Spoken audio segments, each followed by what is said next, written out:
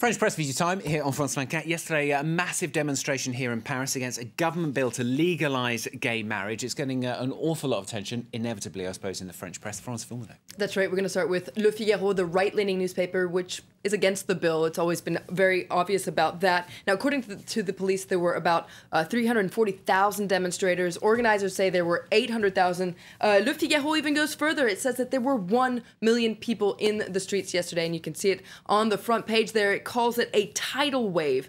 Now, the Figaro today has a very long editorial, which is unusual, and it says that the important thing yesterday was to just look at the scene. There was this huge crowd that was dignified, joyous, and determined, and that word determination keeps coming up in the editorial today. It says that that's really what brought this crowd together. It wasn't politics or religion, it was this determination to defend the institution of marriage as a union between a man and a woman with the goal of having children. According to Le Figaro, these demonstrators deserve to be heard, and it's not right for the government to just push this bill through Parliament without organizing a real debate. And that's what's needed, is a real national debate. And a testimony to that is the fact that this group that they called somewhat unorganized, without any real money or organization behind it, managed to organize such a massive demonstration. Of course, that is somewhat controversial and debatable because the Catholic Church was reportedly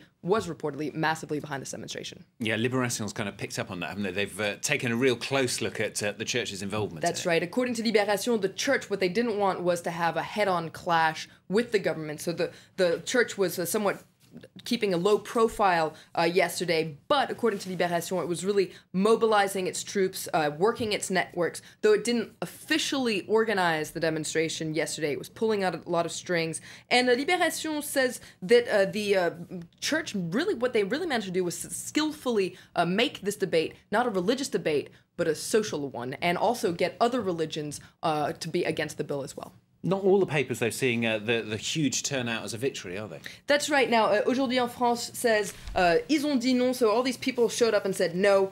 What's next, though? And according to Aujourd'hui en France, even though all these people hit the streets, it's not clear that they're really going to be able to do very much, because even before the demonstration, the government said that they weren't going to, it wasn't going to give in to the streets. So according to Aujourd'hui en France, this was somewhat of a useless demonstration. But one thing that a lot of papers are looking at is some of the consequences of having this debate on gay marriage. Rue 89, for instance, looks at one very real consequence of this debate is the fact that many homosexuals feel like they've been put in the spotlight and feel somewhat hurt by the debate that's been going on. Rue 89 points out that the debate has turned ugly and very hurtful at times. For instance, some people have compared homosexuality to pedophilia or zoophilia, so a lot of homosexuals feel this is very hurtful terms that have been used to discuss gay marriage. For instance, Slate, says that anti-homophobia hotlines have seen a huge increase in the number of calls that they've been getting in recent months. And Slate interviews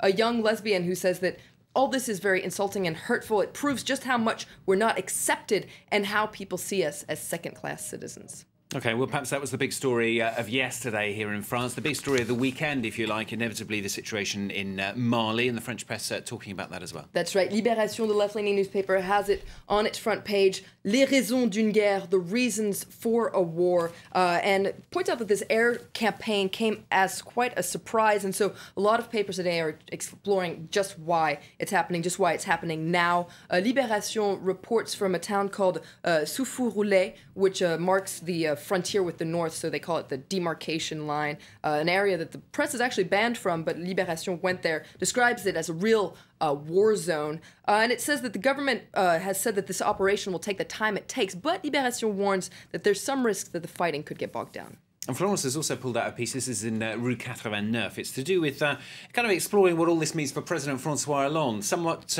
unexpected coming from him. That's what Rue 89 says. They said that he's proved himself to be a war leader in Africa. And they liken the operation on Friday to Hollande crossing the Rubicon. And it says that this comes in sharp contrast to what happened in the Central African Republic, because at the end of December, Hollande refused to intervene there to help the struggling president, François Bouzizé. So it wonders why did he decide to help Mali with this major military operation? And Rue 89 points out that the major difference is that in Mali, he's not helping a struggling regime. The regime hasn't been there in about a year. What he's doing is trying to save a zone of French influence against this wave of Islamists, which Rue 89 says is spreading in the whole region like gangrene. And it actually applauds Hollande's decision to restore France's credibility on the African continent. Florence, thanks very much. That's Florence Filmler with the French newspaper review here on France 24.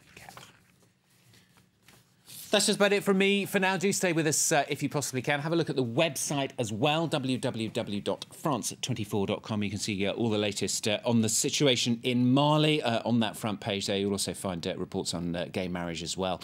Do have a look at that if you get a chance during the day. All the latest news and reports there on our website. That's the news from us for now. Lorna Shattuck joining us at this time of day on the programme today, so do join her right after the break.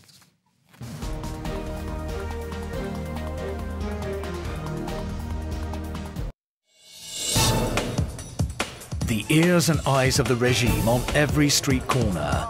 Iran, where speaking to the foreign media is considered unpatriotic, where censorship has stifled all but the bravest voices of dissent. As the economic crisis deepens under the weight of sanctions, more Iranians are daring to fight back. For now, the regime can count on the support of the most conservative elements of society. But for how much longer? Reporters, Thursday, 9:40 p.m. Paris time on France 24.